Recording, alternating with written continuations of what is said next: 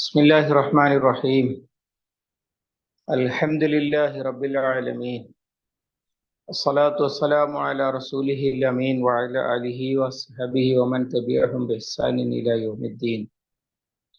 ആയാത്ത് ദർസ ഖുർആനിലെ പഠിതാക്കളായ സഹോദരി സഹോദരന്മാരെ, അല്ലാഹു സുബ്ഹാനഹു വ തആല എല്ലാവരെയും അനുഗ്രഹിക്കുമാറാവട്ടെ.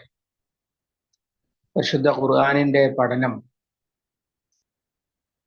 അതിനുവേണ്ടിയുള്ള നമ്മുടെ ഈ ഒരുമിച്ച് കൂടലും നമ്മുടെ പാപങ്ങൾ പൊറുക്കുന്നതിനും പ്രാർത്ഥനകൾ സ്വീകരിക്കുന്നതിനും പ്രയാസങ്ങൾ ലഘൂകരിക്കുന്നതിനും ഉള്ള വസീലയായിട്ട് നാഥൻ നമ്മിൽ നിന്ന് കബൂലാക്കുമാറാവട്ടെ. സൂറത്തു സഫിൽ ആണ് നമുക്കൊന്ന് തുടങ്ങാനുള്ളത്. അഊദു ബില്ലാഹി മിനശ് ശൈത്വാനിർ റജീം. ബിസ്മില്ലാഹിർ റഹ്മാനിർ റഹീം.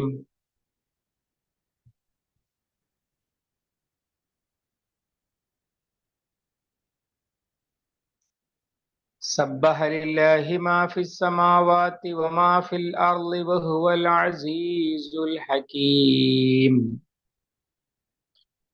يا أيها الذين آمنوا لم تقولون ما لا تفعلون كبر مقتا عند الله أن تقولوا ما لا تفعلون إن الله يحب الذين يقاتلون في سبيله صفا كأنهم بنيان مرصوص. وإذ قال موسى لقومه يا قوم لم تؤذونني وقد تعلمون أني رسول الله إليكم فلما زاغوا أزاغ الله قلوبهم والله لا يهدي القوم الفاسقين. صدق الله العظيم.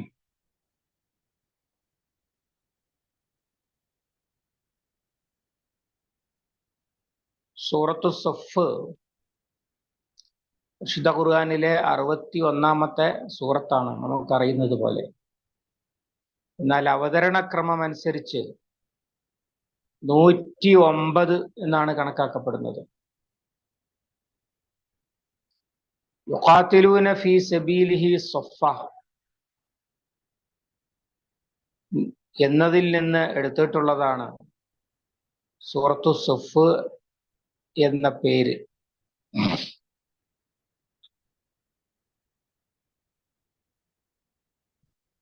നബി സല്ലല്ലാഹു അലൈഹി വസല്ലമയുടെ മദീന ജീവിതകാലത്ത്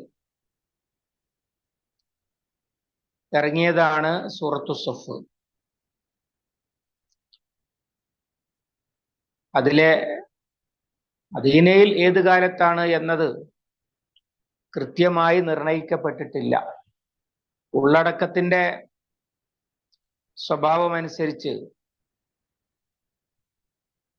ഉഹുദിനും ഖന്തക്കിനും ശേഷം, അഥവാ വിശ്വാസികളിൽ ചില ദുർബല വിശ്വാസികൾ യുദ്ധത്തോട് വിമുക്തി കാണിക്കുകയൊക്കെ ചെയ്തതിൻ്റെ ശേഷം ഇറങ്ങിയതാണ് എന്നാണ് മനസ്സിലാക്കപ്പെടുന്നത്. അല്ലാഹു അഅലം.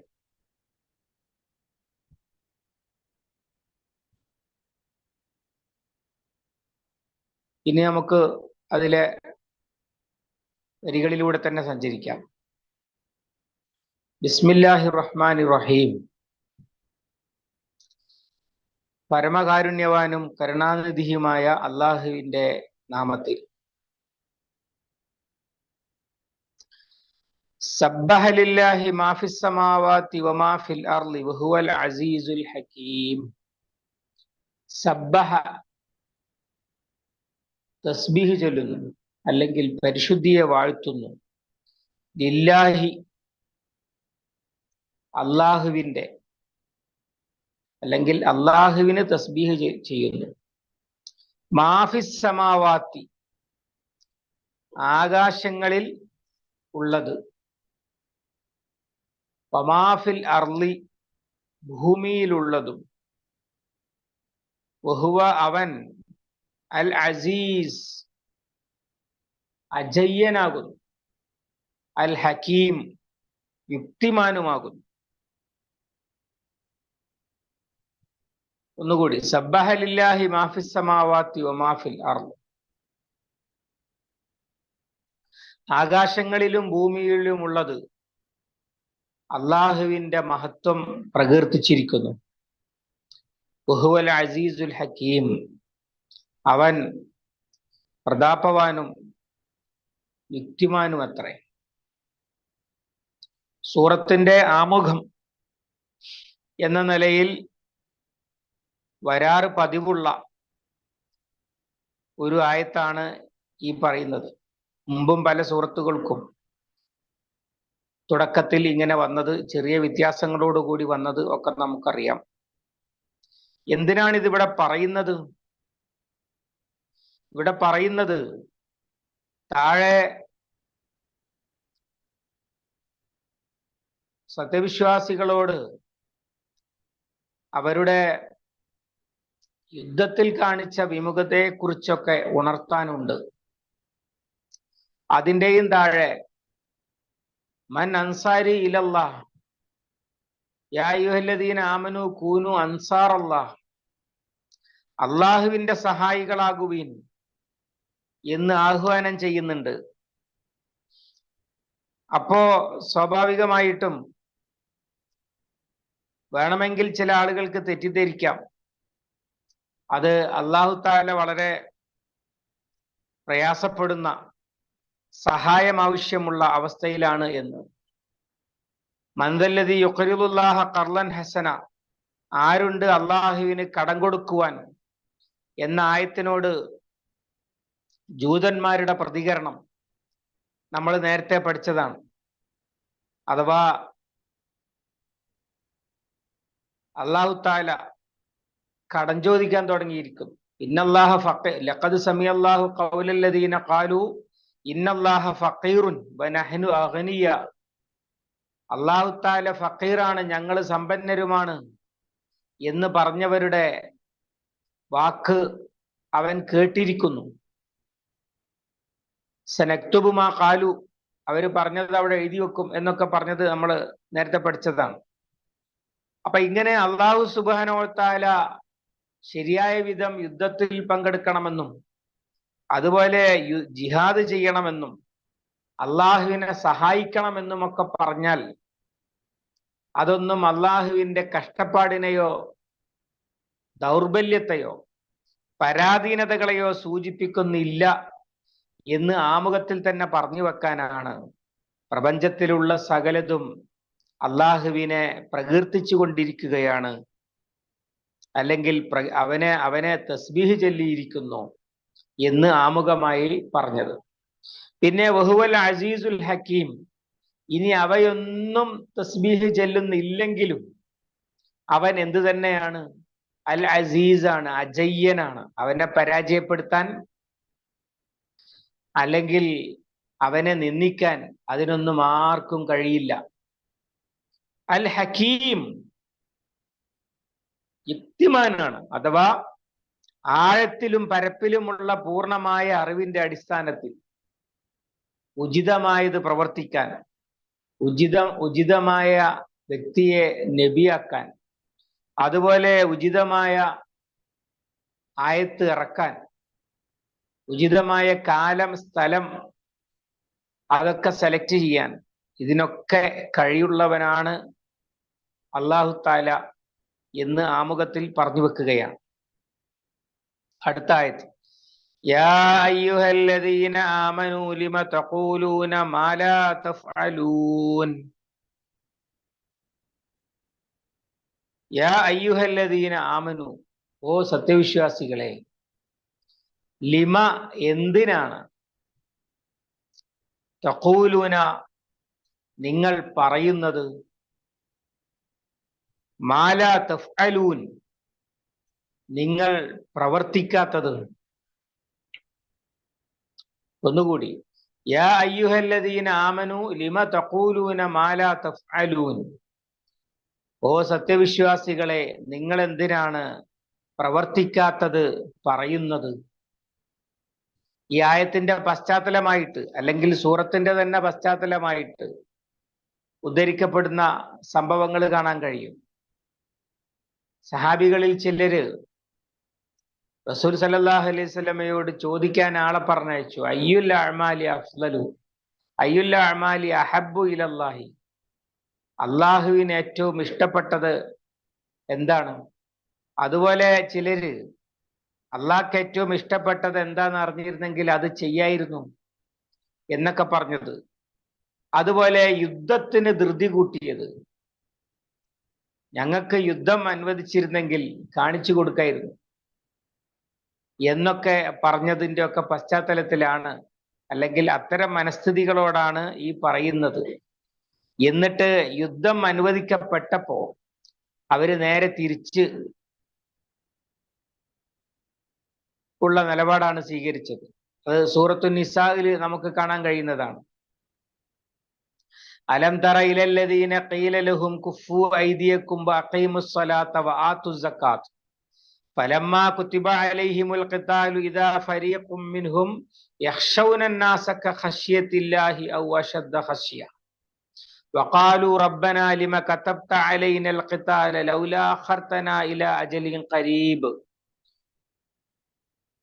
ഒരു കൂട്ടരെ കണ്ടില്ലേ, അവരോട് നേരത്തെ പറഞ്ഞിരുന്നത് കുഫു ഐദിയക്കും, കൈയടക്കി വെക്കണമെന്നും, വഅഖീമുസ്സലാത്ത വആതുസ് സക്കാത്ത, നമസ്കാരം നിലനിർത്താനും സക്കാത്ത് നിർവഹിക്കണമെന്നുമായിരുന്നു.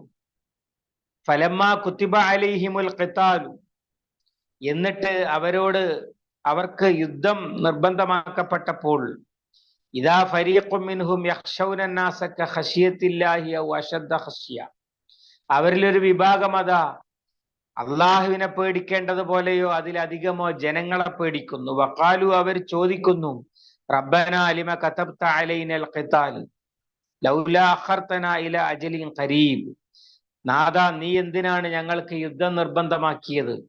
അതൊക്കെ ഇത്തിരി കഴിഞ്ഞിട്ട് പോരായിരുന്നോ എന്ന് അവർ ചോദിക്കുന്നു എന്നൊക്കെ സൂറത്തു നിസായിലെ 77-ാമത്തെ ആയത്തിൽ അല്ലാഹു സുബ്ഹാനഹു വ തആല തന്നെ സൂചിപ്പിക്കുന്നുണ്ട്. അതുപോലെ സൂറത്തുൽ അൻകബൂത്തിൽ വമിനന്നാസി മൻ യഖൂലു ആമന്നാ ബില്ലാഹി ഫഇദാ ഊദിയ ഫില്ലാഹി ജഅല ഫിത്നത്തന്നാസി കഅദാബില്ലാഹി, ഞങ്ങൾ വിശ്വസിച്ചിരിക്കുന്നു എന്ന് പറഞ്ഞ ആളുകൾ ജനങ്ങളുടെ കൂട്ടത്തിലുണ്ട്. അവർ അള്ളാഹുവിന്റെ മാർഗത്തിൽ പീഡനങ്ങൾ അനുഭവിക്കേണ്ടി വന്നാൽ ജനങ്ങൾ ഉണ്ടാക്കുന്ന കുഴപ്പത്തെ അള്ളാഹുവിന്റെ ശിക്ഷ പോലെ കരുതുന്നു. ഇങ്ങനെ പറഞ്ഞത് കാണാൻ കഴിയും. അതുപോലെ തന്നെ സൂറത്തുൽ അഹ്സാബില് അല്ലാഹു തആല പറയുന്നുണ്ട്, യാ അയ്യുഹല്ലദീന ആമനു ലാ തകൂനു കല്ലദീന ആദൗ മൂസ ഫബറഹു അല്ലാഹു ബിമാ ഖാലു വകാന ഇൻദല്ലാഹി വജീഹ. യാ അയ്യുഹല്ലദീന ആമനു തഖുല്ലാഹ വഖൂലു ഖൗലൻ സദീദ യുസ്ലിഹ് ലക്കും അഅമാലക്കും വയഗ്ഫിർ ലക്കും ദുനൂബക്കും വമൻ യുതിഇല്ലാഹ വറസൂലഹു ഫഖദ് ഫാസ ഫൗസൻ അളീമ. നിങ്ങൾ മൂസായെ ബുദ്ധിമുട്ടിച്ചവരെ പോലെ ആകരുത്. അദ്ദേഹം അള്ളാഹുവിന്റെ അടുത്ത് വലിയ സ്ഥാനമുള്ളവനായിരുന്നു. സത്യവിശ്വാസികളെ, നിങ്ങൾ അള്ളാഹുവിനെ സൂക്ഷിക്കുകയും നേരെ ചൊവ്വെ സംസാരിക്കുകയും ചെയ്യുക. ആ ആയത്തിന്റെ തഫ്സീറിലുണ്ട്, ഒരു വനിത കുഞ്ഞിനെ വിളിക്കുകയാണ്, ഇവിടെ വാ, നിനക്ക് ഞാൻ ഒരു സാധനം തരാന്ന് പറഞ്ഞിട്ട്. അപ്പോ നബി സല്ലല്ലാഹു അലൈഹി വസല്ലമ പറയുന്നുണ്ട്, അവൻ വന്നാൽ നീ അത് കൊടുക്കേണ്ടി വരും കേട്ടോ, അല്ലെങ്കിൽ നീ കളവ് പറയാൻ അവനെ പഠിപ്പിക്കുകയാണെന്ന്. ഇങ്ങനെയൊക്കെയുള്ള സംഭവങ്ങൾ. അപ്പോ വ്യക്തിതലത്തിൽ തന്നെ പറഞ്ഞത് പ്രവർത്തിക്കണം. ഒന്നുകൂടി, യഖൂലൂന തഅത്തുൻ ഫഇദാ ബറസൂ മിൻ ഇൻദിക ബയ്യത ത്വായിഫത്തും മിൻഹും ഗൈറല്ലദീ തഖൂലു.